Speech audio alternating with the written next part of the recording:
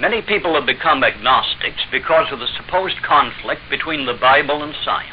In truth, there is no conflict at all between a correct translation of the Bible and really proven science, not just unproved theories. One of these supposed conflicts is between the fact that science knows that human beings have lived on the earth far longer than the few thousand years covered by the Bible, and the common belief that the Bible says that Adam was the first man. But the truth is that the Bible nowhere says that Adam was the first man. Yes, I know that most of the preachers say that, but the Bible does not say it. It merely says that Adam was the first man of a new white race. The many mistranslations in the King James Version obscure much of the truth. For example, Genesis 1, verses 1 and 2. In the beginning, God created the heaven and the earth was without form and void, as though God made it all a complete mess. In the Hebrew, however, it says, now the earth had become chaotic and empty. For example, see Rotherham's emphasized Bible.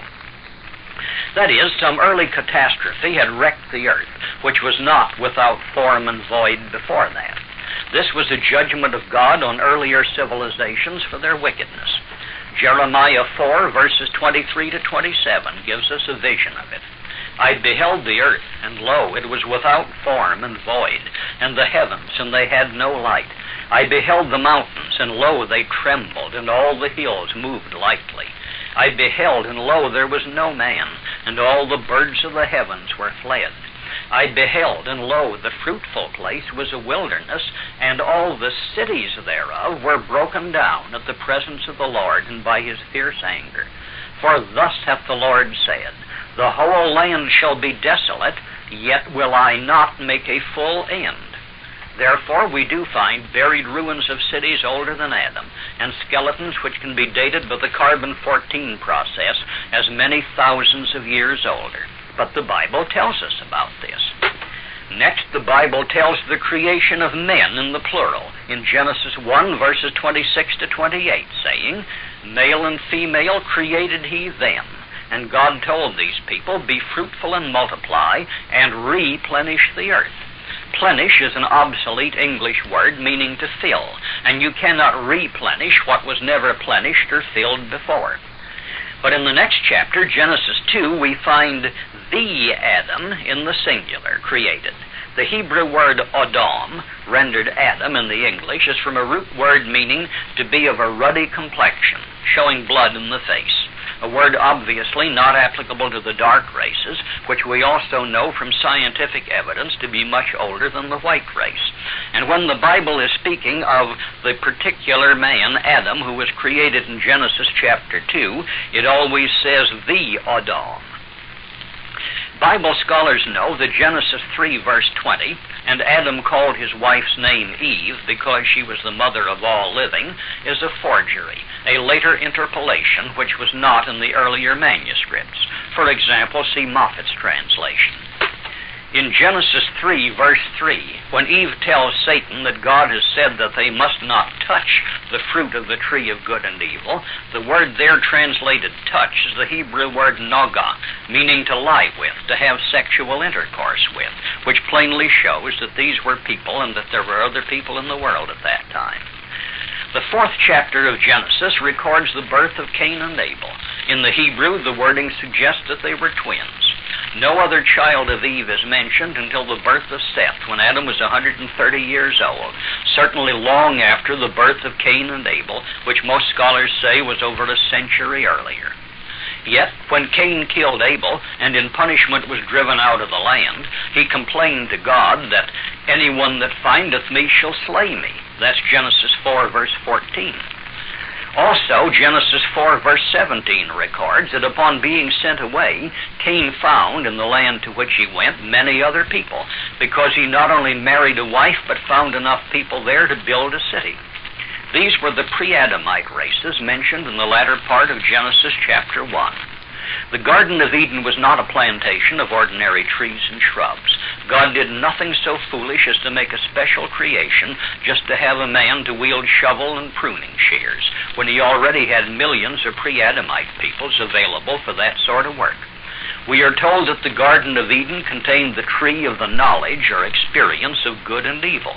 Now, no tree of the forest has any knowledge or experience of either good or evil. And the 31st chapter of Ezekiel says, "Behold, the Assyrian was a cedar in Lebanon, with fair branches and a shadowing bough, and of a high stature. Therefore his height was exalted above all the trees of the field, and his boughs were multiplied, and his branches became long. All the fowls of heaven made their nests in his boughs, and under his branches did all the beasts of the field bring forth their young, and under his shadow dwelt all great nations." The cedars in the garden of God could not hide him. The fir trees were not like his boughs, and the chestnut trees were not like his branches, nor any tree in the garden of God was like unto him in his beauty. I have made him fair by the multitude of his branches, so that all the trees of Eden that were in the garden of God envied him. Obviously, the trees in the Garden of God in Eden were family trees of races and nations who admired and envied the early Assyrian Empire, for an ordinary wooden tree can't envy anybody. These races and nations made up the garden that Adam was to cultivate. That is, Satan had been what we might call the superintendent or governor of this planet, to rule it in obedience to God's will, until he forfeited that position by rebellion against God. Adam was sent to take his place. It was Adam's job to rule the various nations and races of the earth as God's representative here, educating them in God's laws and enforcing obedience to those laws. These other races and nations had been here many thousands of years before Adam. Therefore, the Bible makes it unmistakably clear that we are not all descended from Adam and Eve, for there were other races on earth, already old, already numerous, when Adam was created. And among these other races, there are several who are simply pre-Adamic, and one at least which is satanic. If you will read the 3rd chapter of Genesis, you will notice that immediately after the fall of Adam, when God required them to answer what they had done, God condemned Satan. The word mistranslated serpent here is the Hebrew word nokash, which literally means enchanter or magician. And no doubt Satan, still possessing many of his angelic powers, was able to be an enchanter or magician. It is certain that the one who seduced Eve was no mere scaly snake wriggling along the ground. Yes, I said seduced Eve, for that is what she admitted in the original Hebrew, and Cain was the son of that seduction. The Bible uses the word begat with monotonous regularity in tracing family trees, but the first time the Bible ever says that Adam begat anyone is Genesis 5, verse 3, where it says, "And Adam lived 130 years and begat a son in his own likeness after his image, and called his name Seth." But to get back to Genesis 3, verse 15, God said to Satan, "I will put enmity between thee and the woman, and between thy seed and her seed." The same Hebrew word for seed is used in both cases. Satan was to have just as literal seed or descendants as Eve. God's own word being pledged to this, we must expect to find it actually happening. And we do. Jesus Christ himself tells us of it. In Matthew 13, verses 38 and 39, in explaining the parable of the tares among the wheat, Jesus says, "The field is the world. The good seed are the children of the kingdom, but the tares are the children of the wicked one. The enemy that sowed them is the devil." Again in John 6, verses 70 and 71, Jesus had been talking with his 12 disciples, and we read, "Jesus answered them, Have not I chosen you 12? And one of you is a devil." He spake of Judas Iscariot, the son of Simon, for he it was that should betray him, being one of the 12. And again you should read very carefully the 8th chapter of the Gospel of John, where Jesus told those who hated him, "Ye are of your father the devil, and the lusts of your father ye will do." He was not being vulgarly abusive in either of these cases, for he never resorted to name-calling for abuse. He did call some of them hypocrites, which they truly were, so his statement was precisely accurate. He did call some of them serpents, children of vipers, which again was accurate. Long before this, the children of Satan had adopted the serpent as a symbol or emblem of Satan, and that is why their tradition eventually gave the word Nakash the secondary meaning of serpent, when its original true meaning is enchanter. Jesus therefore was telling them that they were of their father the devil, or serpent if they preferred that word. In this he was simply stating a biological fact with scientific precision and identifying the persons of this ancestry. Whenever someone tells you that the Bible is in conflict with what modern science has proved true, don't you believe it. The things that many preachers teach are in conflict with scientific truth, as we all know. But these preachers are equally in conflict with the Bible. Go back to the Bible, not to any man-made doctrines, and double-check it for accuracy of translation. You will find that what the Bible really says in its original languages is accurate with a precision that our scientists have not yet achieved.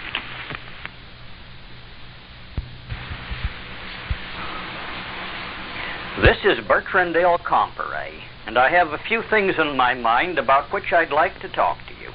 The first of these is the fact that contrary to what is taught in most churches, Noah's flood was not worldwide.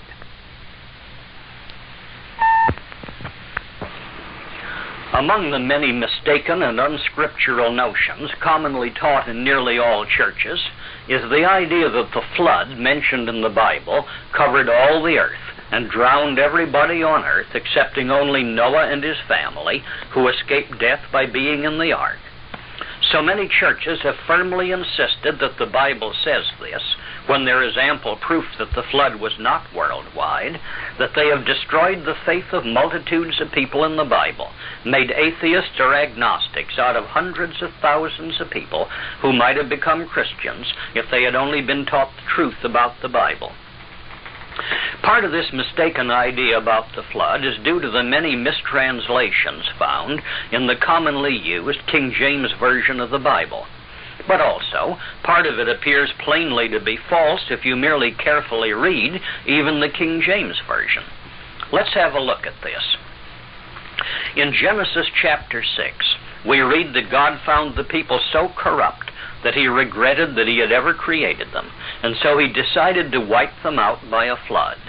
And he warned righteous Noah of the coming flood, and told Noah to build a great boat or ark in which he and his family might find safety, and where they might preserve a few of each kind of the animals.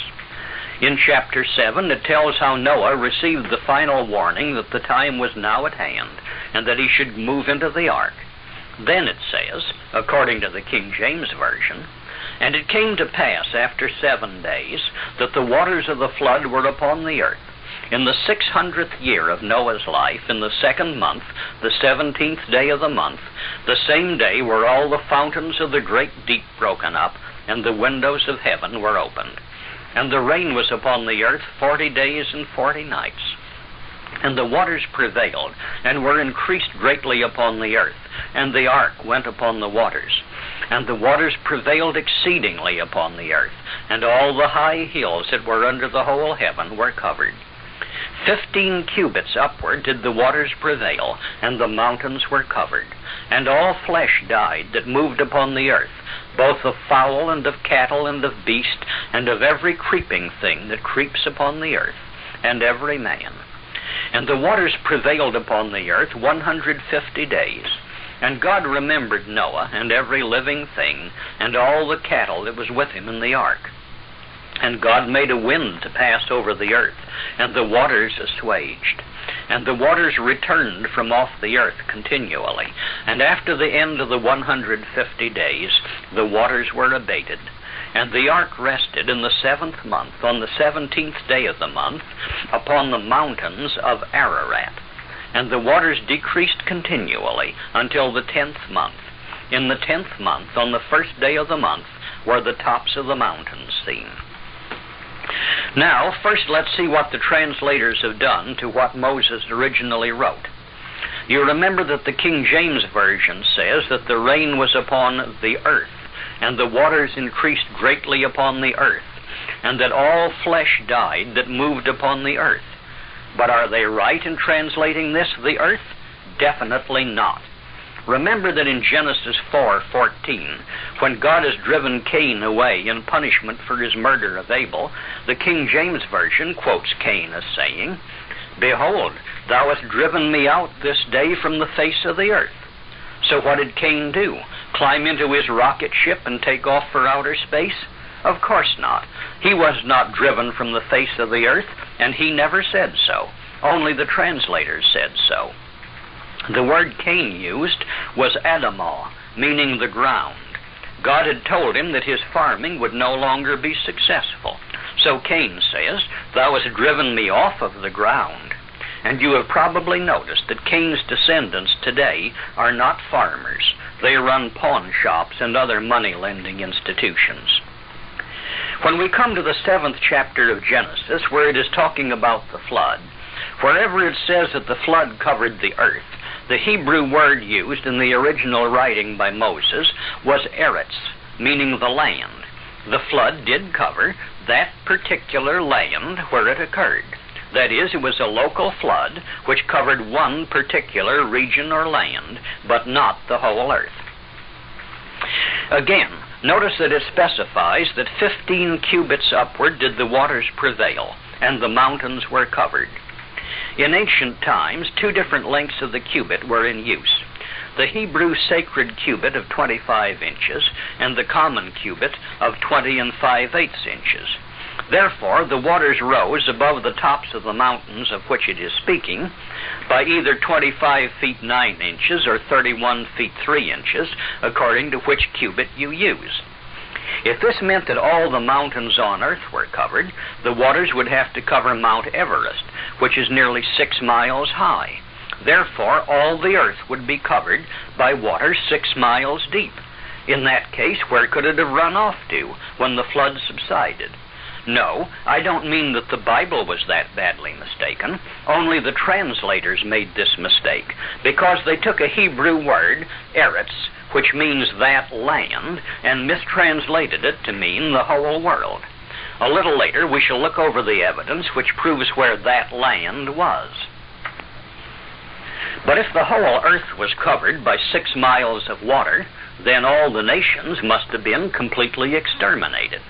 Yet Babylonian, Egyptian, and Chinese history runs right through this period without a break.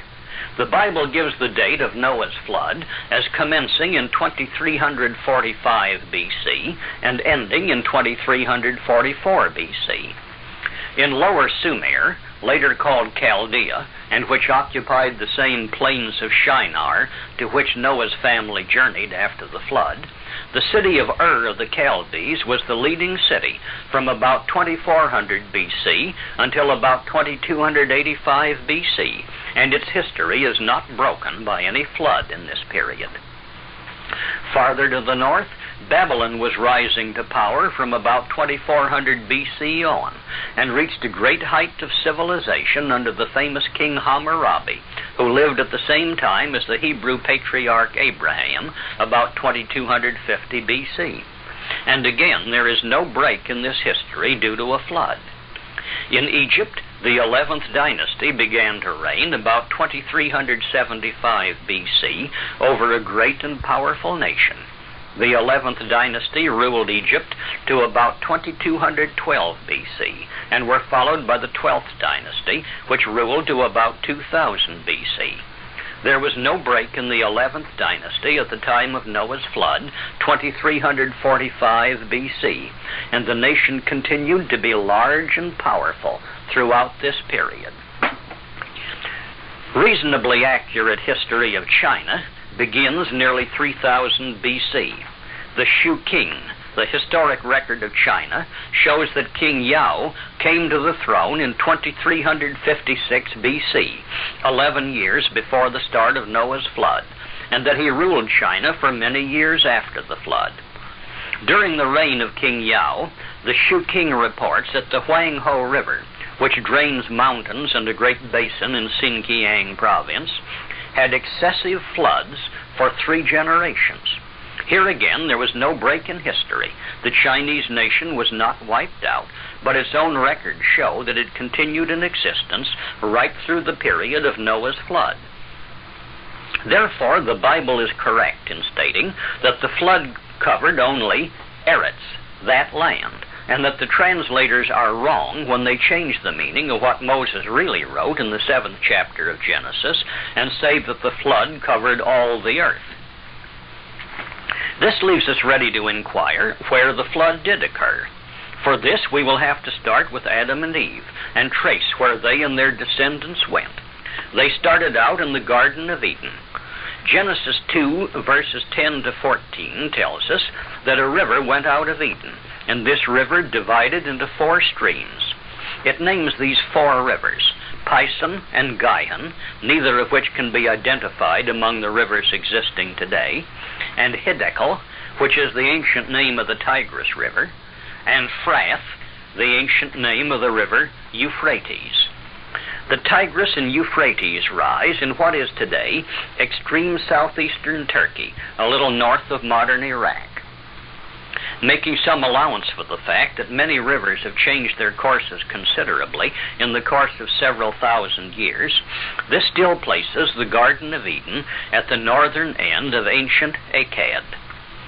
When Adam and Eve were driven out of the Garden of Eden, Genesis 3, verse 24 tells us that God placed cherubim with a flaming sword at the east side of the Garden of Eden to keep Adam and Eve from returning and having access to the tree of life.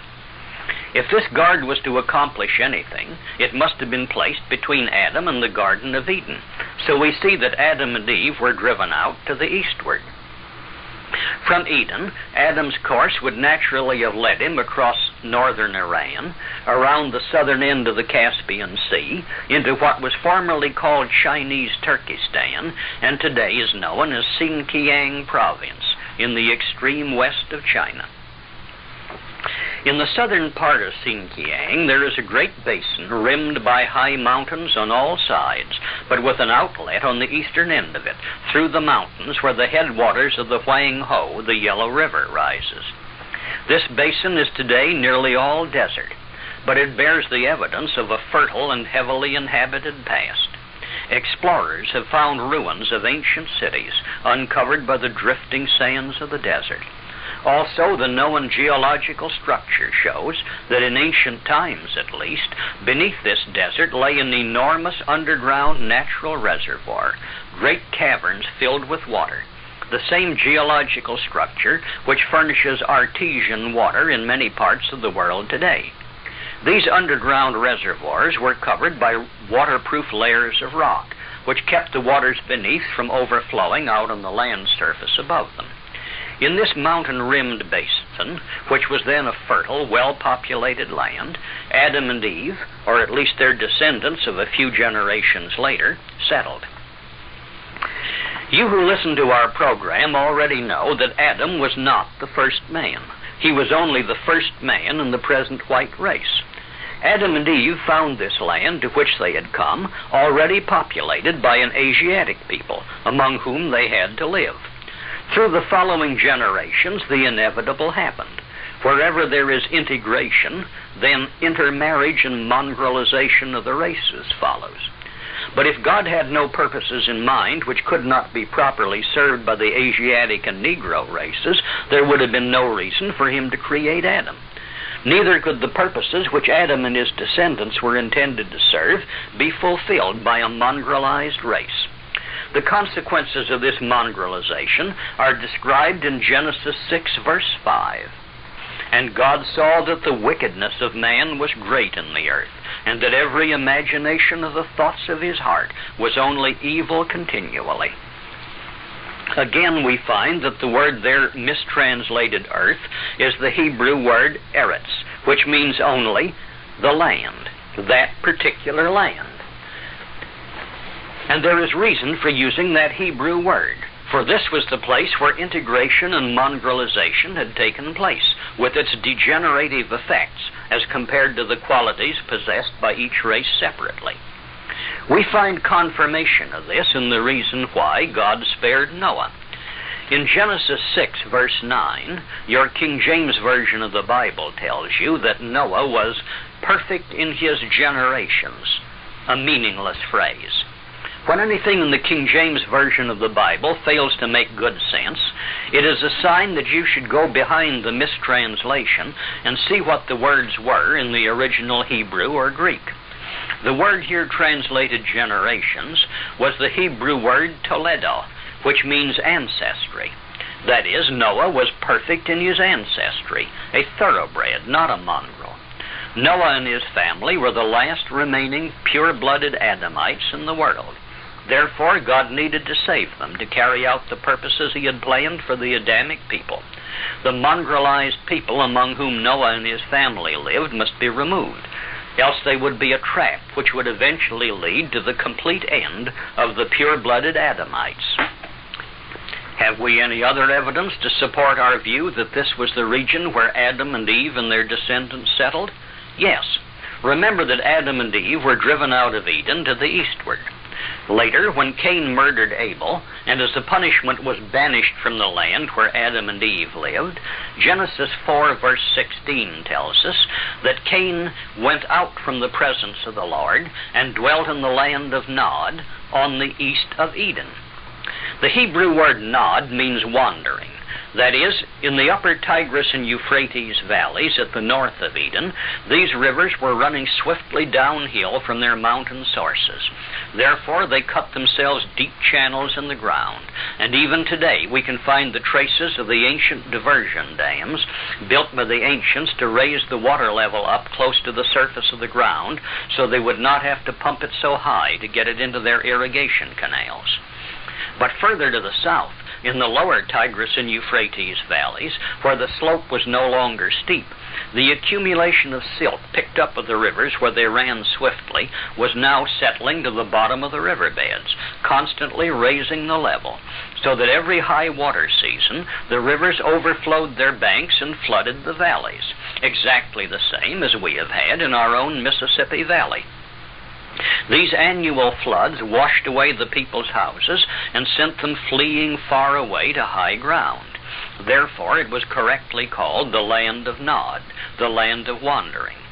Here Cain settled and taught the people to build high dikes along the river banks, just as we have done along the banks of the Mississippi River. This enabled them to stop the annual floods, so they could now build permanent cities of good houses in the lower Tigris and Euphrates valleys, the land then called by its own inhabitants Sumer, and later called Chaldea. In a very few places, the Bible calls it the plain of Shinar.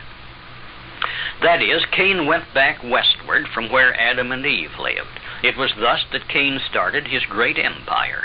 Yes, Cain is a well-known historical character, not found only in the Bible, but he is known in history under another name. He established an empire which extended from the Persian Gulf to the Mediterranean Sea, and even took in some of the larger islands in the Mediterranean Sea. Someday I'll tell you about Cain and his empire, but that's another story. Another bit of evidence is found in Genesis 11, verse 2, which tells us that after the flood, Noah's descendants journeyed from the east until they came to the land of Shinar. Therefore, they must have come from some place east of the Tigris and Euphrates valleys. And the only place where such a flood as the Bible describes could have occurred, eastward from the Tigris and Euphrates valleys, is this mountain basin in Sinkiang, which I have been talking about. Another bit of evidence is found in the high water mark found in many places along the mountains which rim this basin, showing that at one time this basin was a lake extending to this well-marked shoreline. The mountains which rim this valley were not fully covered, for many of them range from 16,000 to 25,000 feet in height, and one even rises more than 28,000 feet. But within the basin are several smaller mountains which could be fully covered by a flood held within the higher rim of the valley. In short, this basin, through which flows the Tarim River, and which is sometimes known as the Tarim Basin in southern Sinkiang, is identified as the site of Noah's flood. In your King James Version, Genesis 7, verses 11 and 12 read, "In the 600th year of Noah's life, in the 2nd month, the 17th day of the month, the same day were all the fountains of the great deep broken up, and the windows of heaven were open. And the rain was upon the earth 40 days and 40 nights. More careful translation makes clear what really happened. In Moffat's Modern English Translation we read, "The fountains of the great abyss all burst, and the sluices of heaven were opened." In Smith and Goodspeed's American Translation it says, "The fountains of the great abyss were all broken open, and the windows of the heavens were opened." That is, a great earthquake broke up the waterproof layer of rock over the immense water-filled abyss or cavern beneath this Tarim basin, causing the floor of the valley to settle, and allowed an enormous underground reservoir to overflow and to submerge the valley floor. The great earthquake in the Himalaya Mountains about 10 years ago produced similar effects in some places. Of course, the 40 days of torrential rains added to the flood. This filled the valley high enough to submerge the low mountains which were inside the valley. This is exactly as Genesis 7, verses 19 to 20 says. Don't be misled by the mistranslation, "All the high hills that were under the whole heaven were covered." The word mistranslated heaven is merely the Hebrew word shameh, meaning the sky. Since this Tarim basin is somewhat more than 350 miles wide by more than 650 miles long, all the sky visible from anywhere near the center of this valley would cover only this valley, and therefore only those lower mountains which were within the valley itself. But what about Genesis 8, verse 4, reading, "And the ark rested in the 7th month, on the 17th day of the month, upon the mountains of Ararat." Sometimes failure to translate can be just as misleading as outright mistranslation. Most people understand this to mean Mount Ararat in Armenia, some 1,600 miles west of the Tarim Basin. But this is not what the Bible says. First of all, note that it says mountains of Ararat, mountains being in the plural, while Mount Ararat in Armenia is only a single peak. But Mount Ararat in Armenia was known until comparatively recent times as Mount Massis, and nobody had ever heard of it being called Mount Ararat in Bible times. Furthermore, the Hebrew word Ararat means only the tops of the hills. Therefore, correctly translated, Genesis 8 verse 4 merely says that the ark came to rest upon the tops of the high hills, some of the lower mountains which were within the Tarim Valley. A recent newspaper report mentions an expedition equipped with the latest electronic equipment which is going to Mount Ararat in Armenia to find the ark, and which will melt the ice which covers the ark by coating it with black powdered carbon. But they won't find Noah's ark, for it is not there. Several expeditions have gone to this Mount Ararat to find the ark, and some of them got within sight of a mast on the side of a mountain, which from that particular point of view looked to be shaped somewhat like a ship. That point has been very carefully inspected from the air by airplanes flying over it very close, and it has proved to be nothing but a ledge of rock, which does give a silhouette shaped like a ship when seen from the right direction. I needn't mention the many places, such as the Grand Canyon and so forth, where similar ship rocks can be seen, and none of them are Noah's Ark. So when we carefully examine the whole affair and correct the mistranslations, we find there is no conflict between what the Bible really says and either science or history. In fact, there never is any such conflict. It is only the preachers who find themselves contradicted by either science or history. And that is only because they either won't take the trouble to find out what the Bible really says, or because they have made the mistranslation a supposedly sacred church doctrine, and now they are stuck with it. Don't let any church shake your faith in the Bible. The Bible is always right, even if the churches are often wrong. Let us remember another thing. The ancient Chinese historical record, the Shu King, records that during the reign of King Yao, at a time beginning about the date of Noah's flood, the Huang Ho carried excessive floods for 3 generations.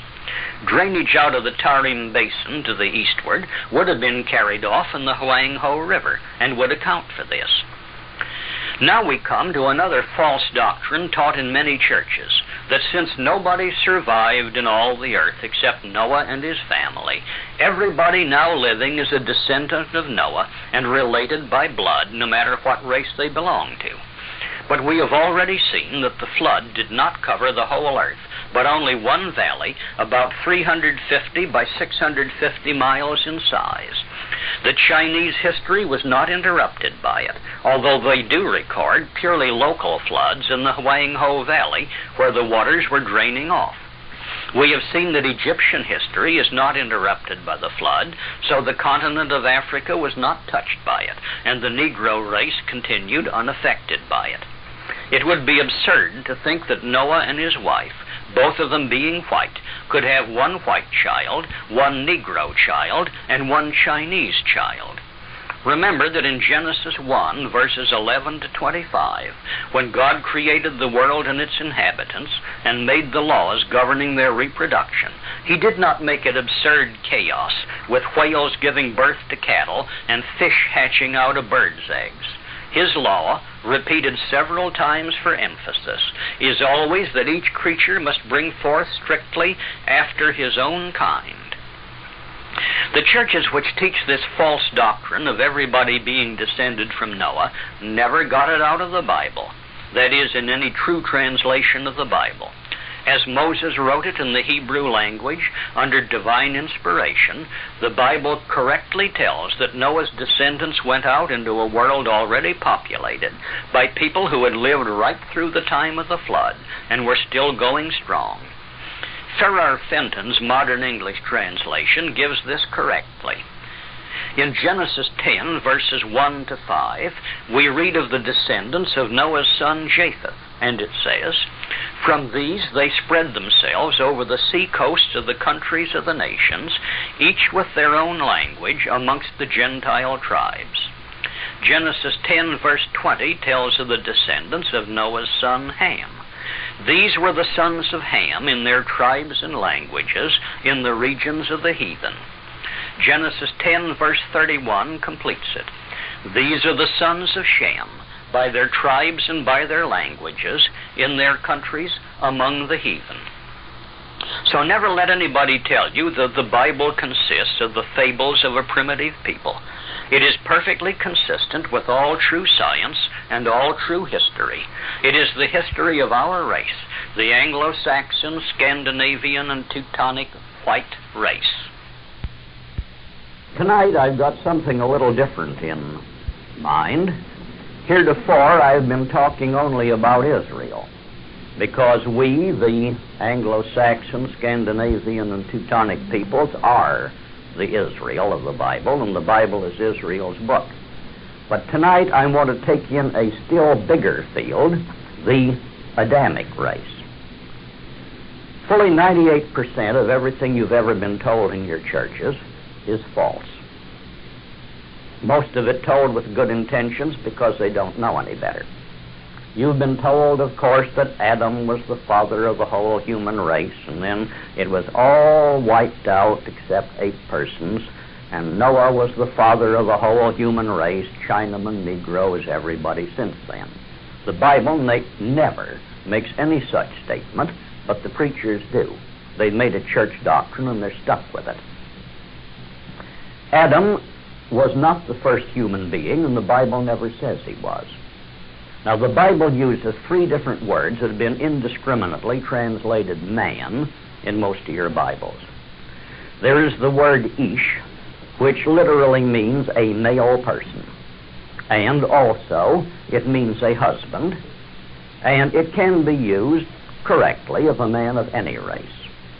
Then the Bible uses the word, in the Hebrew, the word enosh, which literally means mortal, and it has a general connotation of a most unfavorable sort, weakness morally as well as physically. That is not used of God's people Israel or even the real Adamic race. Now the third word, the Hebrew word Adam, which has been anglicized into Adam, its root meaning is of a ruddy, fair complexion, which, as you can see, leaves the dark races out. Now, we find skeletons of other races so old that they're even fossilized when it comes to the Turanian or Mongoloid race. Some of them have been estimated as around 600,000 years old. Well, that's only a guess, of course, and assume they're wrong by 200,000 years either way. It's still a long time before the Adam of the Bible. Identifiably Negroid skeletons have been found that can be dated by some of the radioactive processes as approximately 70,000 years old, which again is way before the time of the Bible's Adam. There are over 27,000 places in your commonly used King James Version of the Bible where it is mistranslated. I have my own private theory that there is some sub-basement of hell heated especially hot for the translators. But then that's my own personal theory, and I can't quote you a Bible verse on it. But these truths have been concealed until a few scholars in recent times started digging back into the original languages to see what it said. In the first chapter of Genesis, it starts out, in the beginning, God created the heavens and the earth, which is correct. No date is given. 15 minutes ago, 15 billion years ago, anything you want to read into it, no date is given. Then your King James Version says, and the